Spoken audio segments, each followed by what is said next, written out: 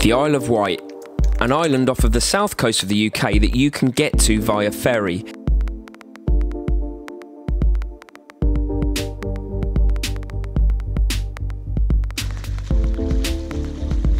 It's famous for its inviting waters, multicoloured sand and range of water sports on offer.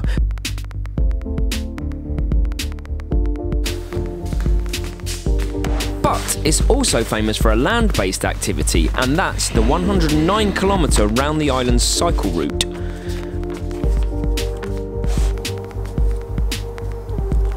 We started in Bembridge on the east coast. Look at this.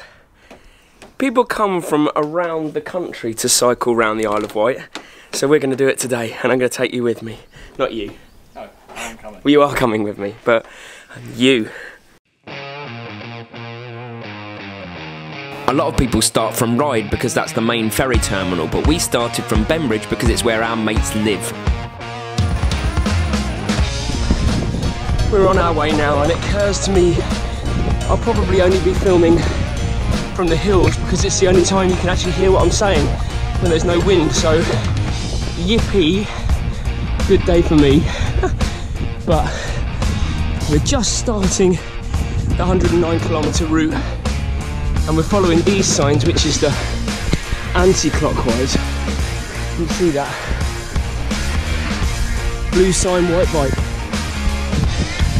Very well marked all around the island. So I don't think I'm going to have a problem finding places to film, because it's quite a lumpy island. Just a little bit of background really.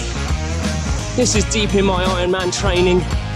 I've got 3 weeks of a build block left, then my 2-week taper, then Ironman Copenhagen. So these types of rides have to become staple for this last block.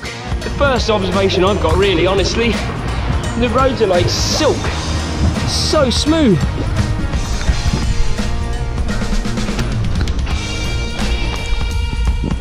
We're 10k in now, heading towards Ryde.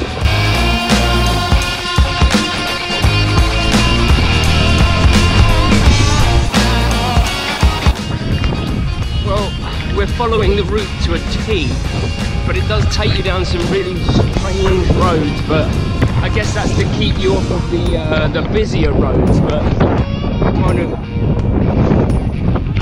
we're in Cowes, but we're kind of in the industrial part of it. Actually just coming up to the main street now.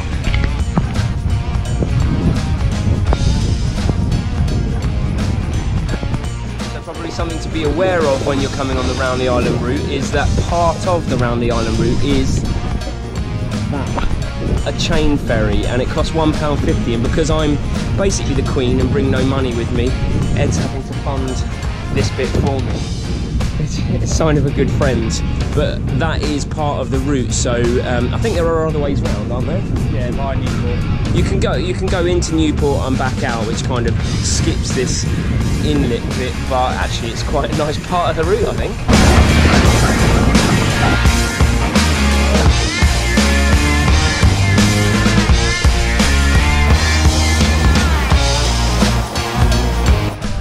I think the route is playing mind games with Ed, because he knows the island and lives on the island, and the route is taking us kind of the longer ways round to everywhere, which I guess in theory means the safer, quieter ways round, because we're not going on the main road. But to Ed, he is playing games with his mind, because he's like, if we just go that way, and I'm like, no, we're going on the actual route the whole way. So yeah, I do feel a little bit guilty, but you know, it's all fun, it's all good work, that's what it's all about.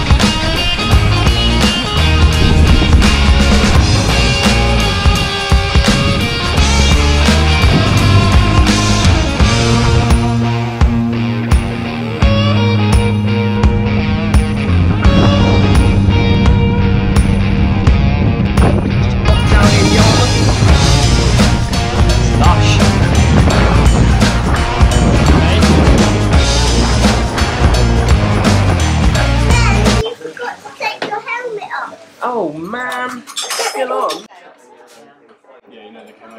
Quick lunch, coffee and off again, but this was the tricky part.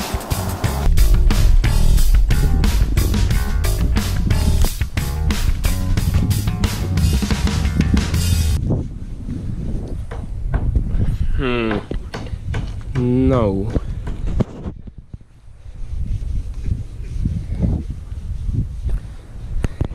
See, that's just gravel.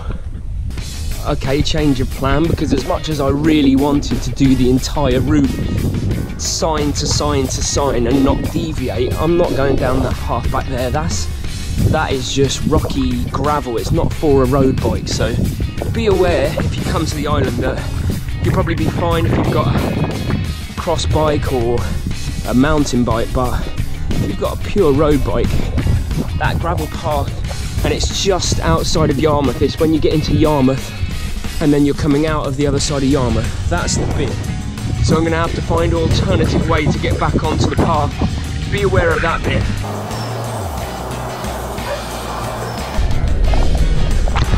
So there you go, something to be aware of. I've already gone wrong, added about 10 kilometres onto my route, because if you miss out that gravel road in Yarmouth, it takes you past Freshwater, Totnes and to the Needles, and actually it's on Freshwater that you start to loop back towards where you came from, or certainly where I started. So I'm heading back. I've gone in the wrong direction. Ah, lovely.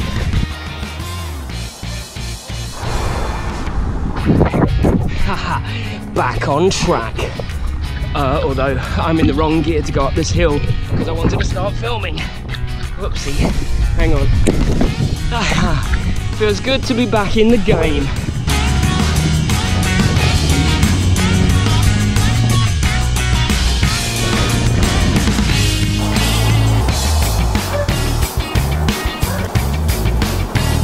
I'm at 90k now, and yeah, I'm feeling it, but it is lovely. The sun's keeping me going, the nice roads are keeping me going. The climb up past Blackgang is a bit of a grind, be aware of that. It's quite long to get you up to Ventnor level.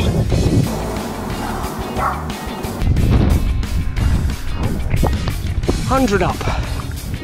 Kinda wish it wasn't 100 on a hill, so I could talk normally.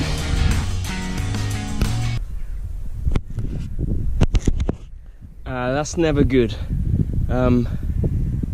Carry on and see what's what. Oh, yeah. This is it. The last climb up into St Helens. I'm at 110k, so all told it'll probably be 115 with the add-ons and getting into Bembridge, which is where I started. Oh, it's been a good ride. Harder than I expected though. Certainly lumpier.